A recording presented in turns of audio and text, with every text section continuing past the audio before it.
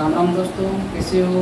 कल हम स्टार्ट कर रहे थे वर्ण विचार और हमारा टॉपिक चल रहा था वर्ण विचार टॉपिक चल रहा था।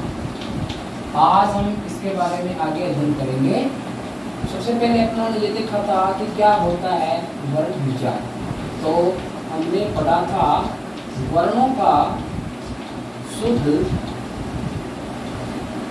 लेखन, वर्णों का शुद्ध लेखन और शुद्ध उच्चारण एवं शुद्ध प्रयोग क्या कहलाता है? वर्ण विचार कहलाता है। क्या कहलाता है? वर्ण विचार कहलाता है। फिर हमने इसमें ये देखा था कि भाषा की सबसे छोटी मौखिक इकाई क्या होती है। भाषा की सबसे छोटी मौखिक इकाई क्या होती है? मौखिक इकाई। भाषा की सबसे छोटी मौखिक इकाई क्या होती है? ध्वनि। यह भी हमने पढ़ा था। फिर हमने देखा भाषा की सबसे छोटी मौखिक नाम न आकर के सीधा आ जाए, इकाई आ जाए या आ जाए लिखित इकाई। क्या आ जाए? इकाई आ जाए या आ जाए लिखित इकाई। तो इसका आंसर क्या होता है? वर्ण होता है। और फिर ऐसे आ जाए भाषा की सबसे छोटी मतलब अर्थ वाली इकाई कौन सी होती है? भाषा की सबसे छोटी अर्थ वाली, यानी कि भाषा की सबसे छोटी अर्थ वाली, भाषा की सबसे छोटी अर्थ वाली, अर्थ के आधार पर भाषा की सबसे छोटी इकाई। किसके आधार पर? अर्थ के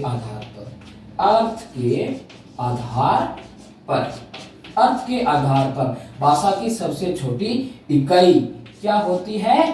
शब्द होती है। ठीक है ना। और अर्थ के आधार पर भाषा की दो इकाई होती है। अर्थ के आधार पर भाषा की इकाइयां कितनी होती है? दो होती है। एक तो होती है शब्द और दूसरा कौन सा होता है? वाक्य। ये भाषा की अर्थ के आधार पर दो क्या है? इकाइयां है। फिर हमने ये भी देखा था भाव या भावार्थ के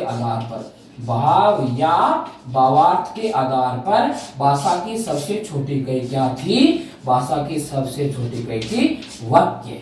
ठीक है। ये हमने पिछली क्लास में इसका अध्ययन हमने किया था। फिर आज हम स्टार्ट करेंगे कि वर्ण कितने प्रकार के होते हैं। तो हम देखेंगे कि अपन इसमें ये देखेंगे कि जो ये होते हैं ना वर्ण, ये कितने प्रकार के होते हैं। तो सामान्यतः ये वर्ण दो प्रकार के होते हैं। कितने? दो प्रकार के। नंबर एक कौन सा होता है? स्वर। और नंबर दो कौन सा होता है? व्यंजन। नंबर दो कौन सा होता है? व्यंजन। वर्ण के दो प्रकार होते हैं। एक नंबर कौन सा हो गया? स्वर। दो नंबर कौन सा हो गया? व्यंजन। अब हम इसमें ये देखेंगे कि स्वर कौन से होते हैं और व्यंजन कौन से होते हैं। ठीक है। और पहले अपन ये भी देखेंगे कि स्वर और व्यंजन में अंतर क्या होता है, ये भी हम जानेंगे। ठीक है। तो आप ध्यान देना कि स्वर क्या होते हैं? स्वर स्वतंत्र होते हैं। और व्यंजन क्या होता है? व्यंजन स्वतंत्र नहीं होते हैं। क्या बोला मैंने? कि स्वर जो है ना, ये तो मतलब कि स्वतंत्र होते हैं, लेकिन व्यंजन स्वतंत्र नहीं होते। इसका क्या मतलब? ध्यान से सुनना। ऐसा नहीं है कि स्वरों को 1947 में जब देश आजाद हुआ था, उन्हीं के साथ साथ क्या है कि स्वरों को भी आजादी मिल गई। मेरे कहने का मतलब ये नहीं है कि वैसे मतलब क्या है कि स्वर स्वतंत्र है। मेरे कहने का मतलब यह है कि स्वरों को बोलते समय, उच्चारण करते समय अन्य किसी भी वर्ण की सहायता नहीं लेनी पड़ती। अन्य किसी भी वर्ण की हमें सहायता लेनी नहीं पड़ती। इसलिए कहते हैं कि स्वर क्या है? स्वतंत्र है, लेकिन व्यंजन जो है ना, जैसे ही हम व्यंजन का उच्चारण करेंगे तो व्यंजन का उच्चारण करते समय हमें किसी न किसी वर्ण की यानी कि स्वर की सहायता लेनी पड़ेगी, इसलिए कहते हैं व्यंजन स्वतंत्र नहीं होते हैं और स्वर स्वतंत्र होते हैं। अब इसको एक बार आप एक एग्जांपल से समझेंगे। जैसे हम इस ए को कितना भी लंबा बोलेंगे ना तो ये ऐसे हमें ए ही मिलेगा। ए, इसको लास्ट तक कितनी देर बोलेंगे ना तब इसमें ए की ध्वनि सुनाई देगी, क्योंकि ये स्वतंत्र है। और जैसे हमने व्यंजन ये मैंने लिया कै, इस व्यंजन को जैसे मैं लंबा बोलूंगा ना कै, तो लास्ट जाते जाते इसमें ए की ध्वनि सुनाई देने लग जाएगी। इसका मतलब इसमें लास्ट में क्या आ रहा है, ए की ध्वनि आ रही है। इसका मतलब व्यंजन स्वरों की सहायता से बोले जाते हैं और व्यंजन जो ये जो होते हैं व्यंजन ये स्वरों की सहायता से बोले जाते हैं और स्वर बोलते समय किसी भी वर्ण की आवश्यकता नहीं होती हेल्प लेने की, इसलिए कहते हैं कि स्वर स्वतंत्र होते हैं और व्यंजन क्या होते हैं, स्वतंत्र नहीं होते हैं। एक बार आप इसका स्क्रीनशॉट ले, बाद में देखते हैं। हाँ, अब आप ध्यान देखते हो ना, ये जो स्वर होते हैं ना, इसमें मैंने लिख दिया एकदम साफ साफ, बोलते समय अन्य किसी भी वर्ण की सहायता नहीं ली जाती। जब अपन स्वरों का उच्चारण करते हैं ना तो उसमें अपन अन्य किसी भी वर्ण की सहायता नहीं लेते, इसलिए अपन स्वरों को क्या मानते हैं, स्वतंत्र मानते हैं। लेकिन व्यंजन बोलते समय उच्चारण करते समय अन्य वर्ण यानी कि स्वर की सहायता लेनी पड़ती है, अतः व्यंजन को क्या मानते हैं, स्वतंत्र नहीं मानते हैं। ये है स्वर और व्यंजन में डिफरेंस, अंतर। अब हम इससे आगे बात करते हैं। हिंदी में, अपनी हिंदी भाषा में, हिंदी में स्वरों की संख्या कितनी होती है? हिंदी में स्वर जो होते हैं ना इनकी संख्या 11 होती है। क्या होती है? 11। हिंदी में स्वरों की संख्या कितनी होती है? 11। 11 स्वर देखते हैं कि कौन कौन से होते हैं। ध्यान रखना सभी, ए, आ, छोटी ई, बड़ी ई, छोटा ऊ, बड़ा ऊ, री, ए, आई, ओ और औ। ये है हिंदी में 11 स्वर। 1 2 3 4 5 6 7 8 9 10 11। ये है हिंदी में स्वरों की संख्या 11। ध्यान रखना। लेकिन मूल भाषा संस्कृत में देखते हैं कितने स्वर है। मूल भाषा कौन सी है? मूल भाषा है संस्कृत। हमारी मूल भाषा कौन सी है? संस्कृत है। इसमें स्वरों की संख्या कितनी होती है? इसमें स्वरों की संख्या होती है 13। तो देखते हैं कि इनमें से कौन से होते हैं 13 और कौन से हैं, मतलब 11 तो होंगे हिंदी वाले स्वर होंगे, 2 इसमें कौन से अलग से होते हैं। 11 तो वो हिंदी वाले होंगे सेम ही, और 2 अलग कौन से होते हैं? एक तो होती है दीर्घ री, एक होता है ली। ये 2 अलग होते हैं किसमें? मूल भाषा संस्कृत में। ठीक है। जब री को अपन एक गुंडी लगाते हैं ना, ये कौन सी होती है? लघु री। कौन सी होती है? लघु री यानी कि छोटी री। और जब इस री के 2 गुंडी लग जाती है, ये कौन सी री होती है? अपने ये होती है दीर्घ री। इसका समावेश किसमें होता है? मूल भाषा संस्कृत में होता है। ठीक है। इससे आगे अपन देखते हैं कि हमने अपनी छोटी क्लासों में ए आ के साथ में अंग और अह को भी पढ़ा था, है ना। तो आपने सोचा कि सर आपने इन 2 अक्षरों का, इन 2 का आपने यहाँ क्यों नहीं जिक्र किया? तो मैं बताता हूँ, इनको स्वरों में शामिल नहीं करते। क्यों नहीं करते? क्योंकि इनका नाम ही अलग है। इनको क्या कहा जाता है? अयोग वाह है। इनको क्या कहा जाता है? अयोग वाह कहा जाता है। ए उपसर्ग जहां लग जाता है तो ए का मतलब हो जाता है नहीं। ए उपसर्ग कहीं भी लग जाता है, ए का अर्थ क्या हो जाता है? नहीं। योग का मतलब क्या होता है? जुड़ करके। वह नहीं होते। ऐसे दो वर्ण जो जुड़ करके वह नहीं होते, किसके साथ में, व्यंजनों के साथ में, ये ध्यान रखना। ऐसे दो वर्ण जो व्यंजनों के साथ में जुड़ करके वह नहीं होते, इसलिए इनको कहते हैं अयोग व है। इसलिए उसको क्या कहते हैं, अयोग व है। कौन कौन सा, अपना अंग और अपना अह, अपना अंग और अह, ये दो स्वरों में शामिल नहीं है, क्योंकि इनका नाम अलग से आता है, अयोग व है। ठीक है।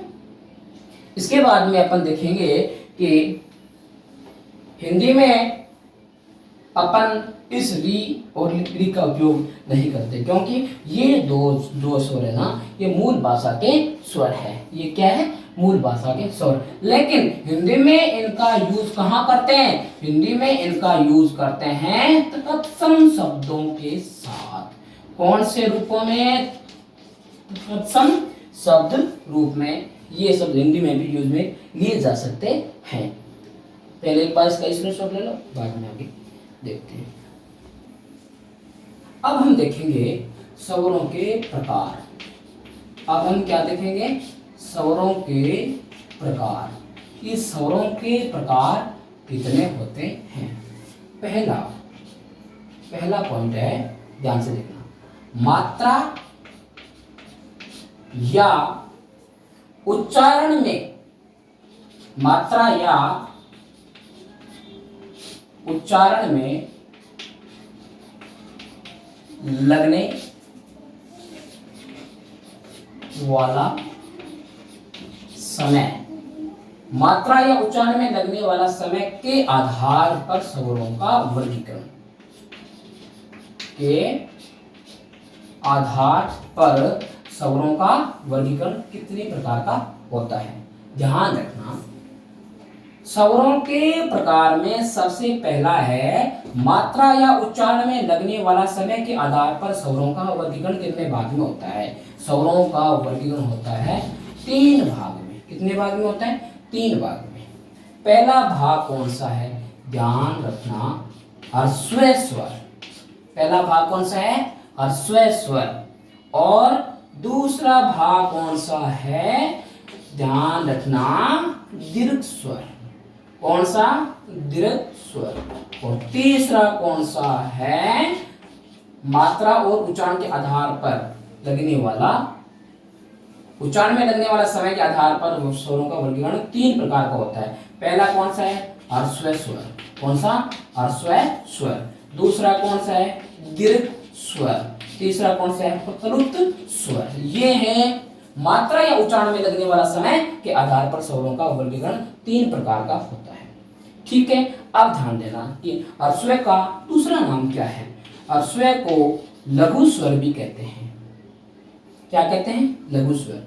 ह्रस्व को अपन क्या, कि छोटा स्वर भी कह सकते हैं। और ह्रस्व को अपन एक मात्रिक स्वर भी कहते हैं। एक मात्रा वाला, एक मात्रिक कौन सा होता है, एक मात्रा वाला। ठीक है। ह्रस्व स्वर के ये क्या है, पर्यायवाची नाम है। ह्रस्व स्वर, लघु स्वर, छोटा स्वर, एक मात्रिक स्वर। और एक इसका नाम और है, मूल स्वर।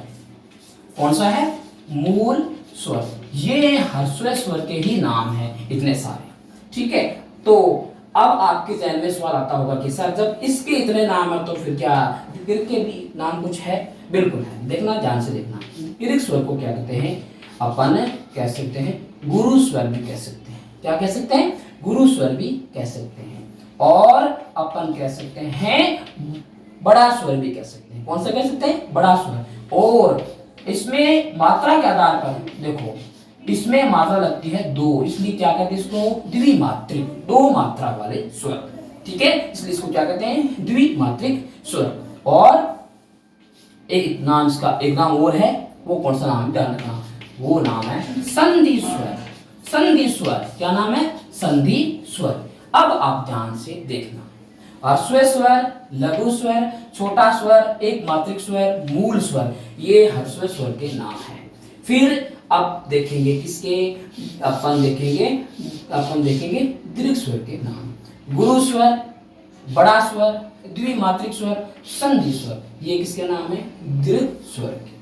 और तीसरा प्रकार कौन सा था, अपना प्लुत स्वर। अब ध्यान देना, एग्जाम में पूछ लिया जाए स्वरों के प्रकार में मात्रा या उच्चारण में लगने वाला समय के आधार पर स्वरों का वर्गीकरण कितने प्रकार का होता है, तब क्या बोलोगे? 3 प्रकार का। कौन कौन सा? नंबर 1 ह्रस्व स्वर, नंबर 2 दीर्घ स्वर, नंबर 3 कौन सा है बेटा? प्लुत स्वर। ये आपको ध्यान में रखने हैं। अब अपन इसमें देखेंगे, क्या देखेंगे कि ह्रस्व स्वर कौन से होते हैं और दीर्घ स्वर कौन से होते हैं, और कौन से देखेंगे कि प्लुत स्वर कौन से होते हैं। ध्यान रखना। अब मैं बता रहा हूं ह्रस्व स्वर कौन कौन से होते हैं। ध्यान रखना, ह्रस्व स्वर पहला है ह्रस्व स्वर। इसमें ध्यान देना, इनमें सिर्फ स्वरों की संख्या होती है 4। कितनी होती है? 4। ह्रस्व स्वर में स्वरों की संख्या कितनी होती है? 4। अब देखना कि 4 कौन कौन से? 4 कौन कौन से? ए, लघु ई, लघु ऊ और लघु री, ये 4 ह्रस्व स्वर में गिने जाते हैं। एक बार और ध्यान से देख लेना, ह्रस्व स्वरों की संख्या कितनी होती है? 4। कौन कौन से होते हैं ह्रस्व स्वर? ए, लघु ई, लघु ऊ और लघु री, ये ह्रस्व स्वर में गिने जाते हैं। नंबर 2 में अपना कौन सा स्वर था? अपना था दीर्घ स्वर। इनमें देखते हैं कितनी संख्या होती है। इन स्वरों की संख्या होती है, ये संख्या में 7 होते हैं। ये संख्या में कितने होते हैं? 7 होते हैं। अब देखते हैं कि कौन कौन से ये 7 है। पहला आ, फिर बड़ी ई, फिर बड़ा ऊ, इसके बाद में ध्यान रखना अब क्या लिखेंगे, ध्यान देना, ए, आई, ओ और औ। ये देखो 1 2 3 4 5 6 7, आ, दीर्घ ई, दीर्घ ऊ, ए, आई, ओ, औ। ये 7 स्वर किसमें गिने जाएंगे? अपन इसको गिनेंगे दीर्घ स्वर में गिनेंगे। ह्रस्व स्वर के 4 स्वर आपको समझ में आ गए होंगे, दीर्घ स्वर के 7 स्वर आपको समझ में आ गए होंगे। अब आपके जहन में सवाल उठता होगा कि सर हिंदी में आपने बोला था स्वरों की संख्या 11 होती है, स्वरों की संख्या 11 होती है, तो 11 स्वरों का समावेश तो इन 2 में हो गया, तो फिर ये जो तीसरा प्रकार है प्लुत स्वर है, इनमें कौन सा स्वर शामिल करोगे? तो आप ध्यान रखना, पहले तो इसको देखेंगे ये होते क्या है, पहले अपन इसकी समझेंगे परिभाषा। ध्यान देना, जिस स्वर का उच्चारण, ध्यान से सुनना, जिस स्वर का उच्चारण बिना रुके लगातार किया जाता है उन्हें क्या कहते हैं? प्लुत स्वर। एक बार इसकी मैं डेफिनेशन लिख देता हूं, ध्यान देना, जिस स्वर का उच्चारण बिना रुके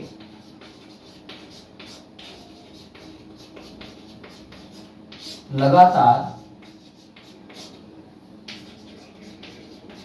किया जाता है उन्हें क्या कहते हैं?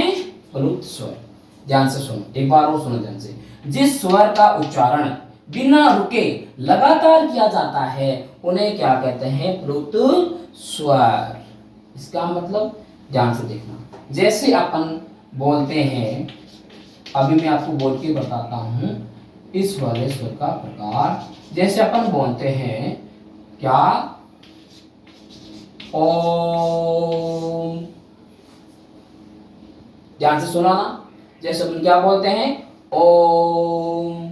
फिर जो भी सिंगर होता है, जो सिंगर मतलब सॉन्ग स्टार्ट करने से पहले सॉन्ग स्टार्ट करने से पहले जो लेता है, अलाफ लेता है, जैसे हाँ, यह भी किस में गिना जाता है? यह भी प्लुत स्वर में गिना जाता है। और ध्यान से सुनना, जैसे कोई मतलब क्या है कि कमरा खाली है, कोई कमरा खाली है, खाली कमरे में बोली गई कंपन युक्त आवाज, खाली खाली कमरे में बोली गई कंपन युक्त आवाज किसमें गिनी जाएगी? अपने प्लुत स्वर में गिनी जाएगी। अब आपको सुनने आ गया होगा, जैसे मैंने एक शब्द लिखा मैया, क्या लिखा मैंने शब्द? मैया शब्द लिख दिया, ठीक है, और मैंने इसके आगे ऐसे लगा दिया, ये लगा के ऐसे कर दिया। सबसे पहले आप ये देखोगे इस वाले चिन्ह का क्या नाम है? इस वाले चिन्ह का नाम क्या होता है? अपूर्ण चिन्ह। अपूर्ण चिन्ह मतलब कभी पूरा नहीं होता, मैया ऐसे, ठीक है। तो ये जो अपन एस जैसी आकृति देख रहे हैं ना, ये किसका होता है संकेत? ये संकेत होता है बेटा दीर्घ का। एस वाले आकृति जो आप देख रहे हो ना, ये संकेत किसका होता है? दीर्घ का। तो आप मेरे से पूछोगे कि सर फिर ह्रस्व का कौन सा संकेत होता है? ह्रस्व का संकेत कौन सा होता है? ह्रस्व का संकेत होता है अपने ऐसे खड़ी पाई के रूप में। ह्रस्व का संकेत कैसा होता है? खड़ी पाई के रूप में। और दीर्घ का संकेत होता है किस रूप में? एस के रूप में। और एस के आगे मैंने ये जो लगाया है ना, है, इनको क्या कहेंगे? अपूर्ण चिन्ह, ठीक है। तो यह भी किस में गिना जाएगा? अपन इसको गिनेंगे प्लुत स्वर की संख्याओं में। अब अपन बात करते हैं कि इन स्वरों की संख्या कितनी होती है, प्लुत स्वरों की संख्या कितनी होती है। ह्रस्व स्वरों की संख्या होगी 4 और दीर्घ स्वरों की संख्या हो गई कितनी? 7। अब देखते हैं कि प्लुत स्वरों की संख्या कितनी होती है। ध्यान रखना, एग्जाम में ऐसे ही क्वेश्चन पूछे जाते हैं, ठीक है। तो हिंदी में अपन पहले हिंदी की बात कर रहे हैं। हिंदी में इन स्वरों की संख्या होती है कितनी? 8। याद रखना, हिंदी में प्लुत स्वरों की संख्या कितनी होती है?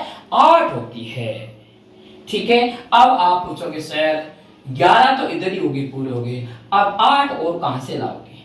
बेटा ध्यान से देखना, अपन क्या करेंगे? ह्रस्व में से एक स्वर लेंगे ए को। ह्रस्व में से अपनों ने स्वर ले लिया, कौन सा ले लिया?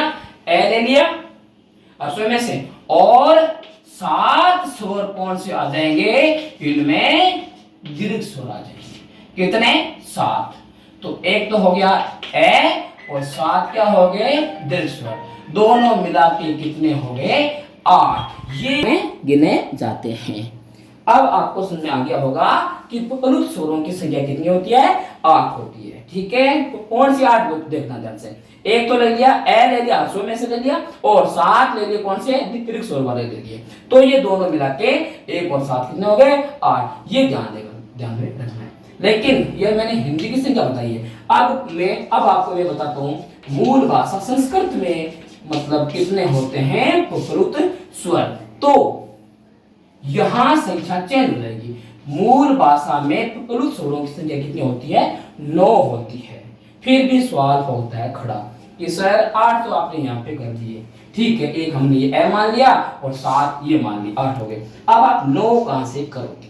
ध्यान रखना, मूल भाषा मूल व्याकरण में प्लुत स्वरों की संख्या 9 इसलिए होती है क्योंकि 8 तो ये हो गए और एक इसमें क्या हो जाएगा शामिल? एक इसमें शामिल हो जाएगा अपने दीर्घ री। कौन शामिल हो जाएगा? दीर्घ री, ये शामिल हो जाएगी। 8 के साथ में ऐड कर देंगे किसको? दीर्घ री को। तो इनकी संख्या कितनी हो जाएगी? 9। ये मूल भाषा में मूल व्याकरण में, ठीक है। तो प्लुत स्वरों की संख्या है। अब आपको इतना समझ आ गया होगा कि स्वरों के प्रकार में हमने देखा है मात्रा, ठीक है। मात्रा या उच्चारण में लगने वाला समय के आधार पर कितने भेद होते हैं? 3 भेद होते हैं। कौन कौन से? ह्रस्व स्वर, दूसरा दीर्घ स्वर और तीसरा कौन सा? प्लुत स्वर। ह्रस्व स्वर में स्वरों की संख्या होती है कितनी? 4। कौन कौन सी? ए, ई, उ, री। एक बार ध्यान से और सुनो, ए, लघु ई, लघु उ और लघु री, ये किस में गिने जाते हैं? ह्रस्व स्वर में। और ह्रस्व स्वर का संकेत क्या होता है? ऐसे होता है खड़ी पाई के रूप में। फिर अपन देखेंगे दीर्घ स्वर, इनकी संख्या होती है कितनी? 7। देखो कौन से? आ, बड़ी ई, बड़ा उ, ए आई ओ औ, ये 7 हो गए। ठीक है, फिर देखना प्लुत स्वरों की संख्या कितनी होती है 8। 8 देखना कौन से, एक तो ले लिया ए ले लिया और 7 ले लिए कौन से दीर्घ स्वर ले लिए, 8 होगी। फिर मूल भाषा संस्कृत में तो प्लुत स्वरों की संख्या कितनी होती है 9 होती है। 9 कहां से लाए 8, तो ये प्लुत वाले आ गए, एक इसने शामिल कर दिया किसको अपने दीर्घ री को शामिल कर दिया। अब आपको इतना आगे होगा समझ में, आज इतना ही, बाकी कल करेंगे।